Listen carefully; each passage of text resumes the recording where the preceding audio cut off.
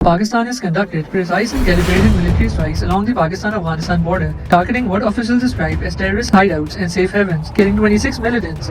नाजरीन, स्क्रीन पर दिखाई जाने वाली वीडियोस और तस्वीरें अफगानिस्तान की हैं और ये है पाकिस्तान का न्यू नॉर्मल। पैगाम साफ, वाज़े और दो टोक है। अगर पाकिस्तान की खुद मुख्तारी, सालमियत, सलामती पर आंच आई तो सरहद पार घुस कर मारा जाएगा। एक बार फिर पाक फिजाइया के लड़ाका तैयारों ने अफगानिस्तान की फिजाई हुदूद में दाखिल होकर ऐसी मरबूत कार्रवाइयाँ की हैं कि फितनतुल ख्वारिज के हामियों के ईवान हिल कर रह गए हैं। पाकिस्तान ने बारहा अफगान तालिबान हुकूमत को समझाया, बरादराना ताल्लुकात का वास्ता दिया, याद दिलाया कि हम आपके लिए हमने रूस और अमेरिका जैसी सुपर पावर्स से टक्कर ली, पूरा मुल्क दहशतगर्दी की आग में झोंक दिया, लेकिन आपने हमारी शराफत को हमारी कमज़ोरी समझ लिया। अफगान रजीम को ये इल्ज़ाम था कि उन्होंने अपने बलबोते पर दो सुपर पावर्स को शिकस्त दी थी, लिहाजा पाकिस्तान उनके सामने क्या चीज़ है। लेकिन अब पाक फ़ौज ने ये इल्ज़ाम मट्टी में मिला दिया है और बता दिया है कि पाकिस्तान के सामने क्या पिद्दी और क्या पिद्दी का शोरबा।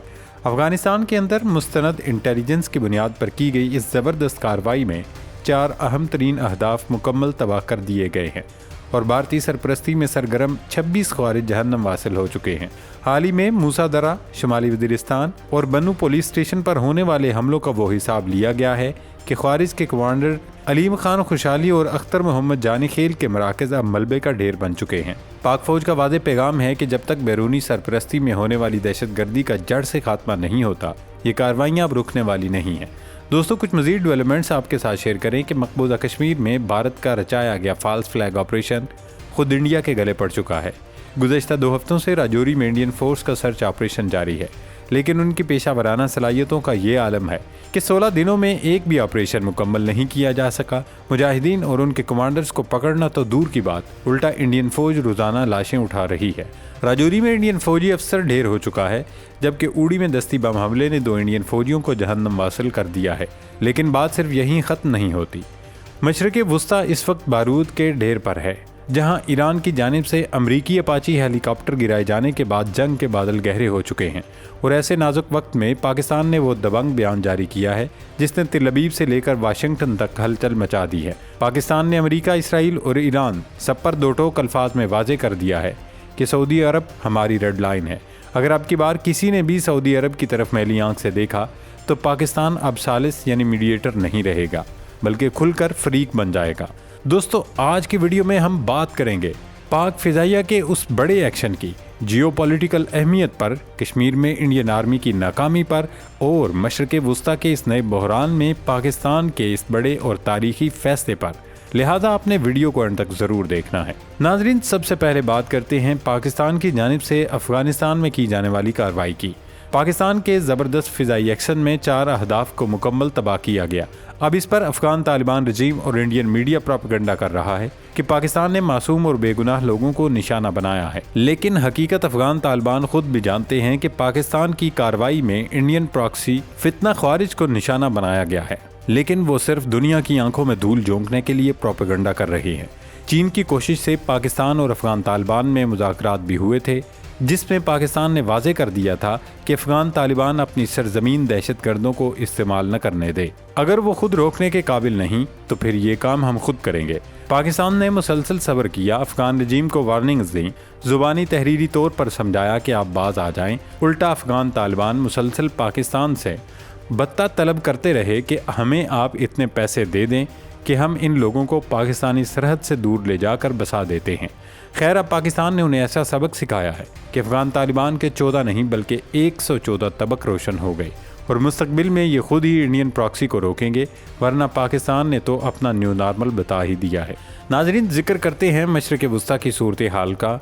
इसहाक़ डार एक से ज़्यादा बार ये कह चुके हैं कि हमने अमरीका, इसराइल और ईरान पर वाज़े कर दिया है कि सऊदी अरब हमारी रेड लाइन है और उसे नो गो एरिया समझा जाए। इस वक्त जो फ्री कैंप थे उनको ये जरूर बताया कि प्लीज सऊदी अरेबिया हमारे लिए नो गो एरिया है, कि कोई भी उसकी तरफ मैली आंख भी उठा के देखे। सवाल ये है कि पाकिस्तान जब ये कहता है कि सऊदी अरब हमारी रेड लाइन है तो उसका मतलब क्या होता है? पाकिस्तान ने यह बात किसी ससरी से पैराए में की होती तो मामला और होता, लेकिन पाकिस्तान की जानिब से ये बात तकरार के साथ हो रही है।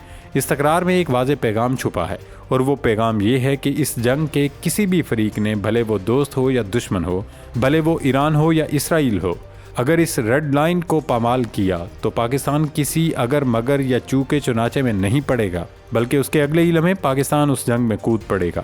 وہ پھر ثالث نہیں ہوگا، فریق ہوگا۔ اس مرتی مارتی دنیا کے سفارتی اور اسٹریٹجک زمینی حقائق کی روشنی میں یہ تھوڑا عجیب سا لگتا ہے کہ پاکستان جو آخری حد تک اپنی جنگوں سے بھی اس وقت تک اجتناب کرتا ہے جب تک کہ وہ مسلط نہ کر دی جائیں، وہ پاکستان کسی دوسرے ملک کی خاطر کسی جنگ میں کیوں اترے گا؟ بظاہر یہ سوال درست ہے، لیکن پاکستان اور سعودی عرب کا معاملہ کچھ مختلف ہے، اور اس کی نوعیت ایسی ہے کہ پاکستان جنگ میں اترے گا کسی توقف کے بغیر اترے گا، اور اس کے باوجود اترے گا کہ اس جنگ کی بہت بڑی قیمت ہوگی۔ ریڈ لائن کی یہ حساسیت کسی اور ملک کے تناظر میں ہوتی تو اس کا مفہوم مختلف ہو سکتا تھا۔ اس صورت میں پاکستان کا جوابی قدم زیادہ سے زیادہ سفارتی ہی ہوتا۔ جارحیت اسرائیل نے کی ہوتی تو پاکستان اس کی مذمت کرتا، وہ احتجاج کرتا، اور اگر ایران نے کی ہوتی تو وہ برادر اسلامی ملک سے احتجاج ریکارڈ کرانے کے ساتھ ساتھ اپنا سفارتی عملہ واپس بلا لیتا یا ان کا سفیر نکال دیتا۔ لیکن یہاں معاملہ مختلف ہے۔ یہ معاملہ نازک بھی ہے اور پیچیدہ بھی۔ ایران پڑوسی بھی ہے اور برادر اسلامی ملک بھی۔ باہمی تعلقات بھی احترام پر مبنی ہیں۔ انہی تعلقات کی وجہ سے خیر گزری ہے، اور ابھی تک ایران اور عرب دنیا کی جنگ نہیں ہو سکی۔ یہ پاکستان کی بہت بڑی سفارتی کامیابی ہے۔ اس لیے پاکستان جہاں خیر خواہی کے ساتھ ثالثی کروا رہا ہے، وہیں تکرار کے ساتھ یہ بات بھی دہرائے جا رہا ہے کہ سعودی عرب ہماری ریڈ لائن ہے اور اس کو نو گو ایریا سمجھا جائے۔ یہ ریڈ لائن کراس ہو گئی تو ساری ترتیب بدل جائے گی۔ یقیناً یہ کوئی آسان فیصلہ نہیں ہوگا، بے شک اس کے سخت نتائج ہوں گے۔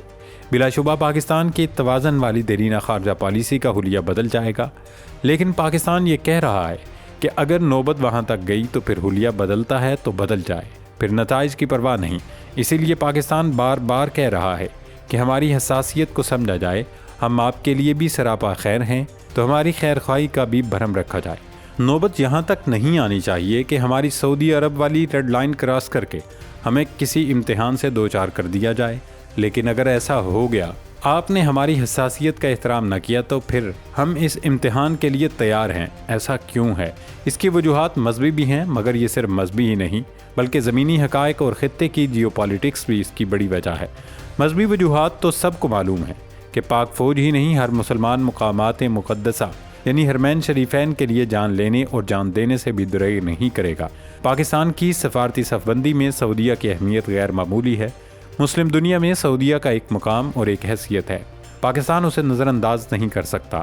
مسلم دنیا کی سفارتکاری میں سعودیہ کے ساتھ کھڑے ہونا امکانات کا جہاں آباد کرتا ہے۔ پاکستان کی معاشی حالت پیچیدہ ہے، پاکستان کی ایکسپورٹس بہت کم ہیں۔ ڈالر کے حصول کا ایک بڑا ذریعہ تارکین وطن کی ترسیلات زر ہیں۔ سعودی عرب میں قریب 35 لاکھ پاکستانی کام کر رہے ہیں۔ سعودی عرب دنیا میں پاکستان کے لیے سب سے بڑی لیبر مارکیٹ ہے۔ دنیا میں سب سے زیادہ رقوم سعودی عرب میں موجود پاکستانی اپنے وطن بھیجتے ہیں۔ قریب 9 ارب ڈالر یہ معمولی رقم نہیں ہے، یہ پاکستان کی کل ترسیلات زر کا 25% ہے۔ پاکستان اپنی ترسیلات زر کے 25% سے بے نیاز نہیں ہو سکتا۔ پاکستان اپنی سب سے بڑی لیبر مارکیٹ سے بھی بے نیاز نہیں ہو سکتا۔ سعودیہ پر حملہ ہوتا ہے تو اس کی معیشت تو شاید یہ جھٹکا برداشت کر لے۔ سوال یہ ہے کہ پاکستان کہاں کھڑا ہوگا؟ یہ 30-35 لاکھ پاکستانی جو اچانک بے روزگار ہو جائیں گے، یہ کہاں جائیں گے؟ ان 9 ارب ڈالر سالانہ کا متبادل کیا ہوگا؟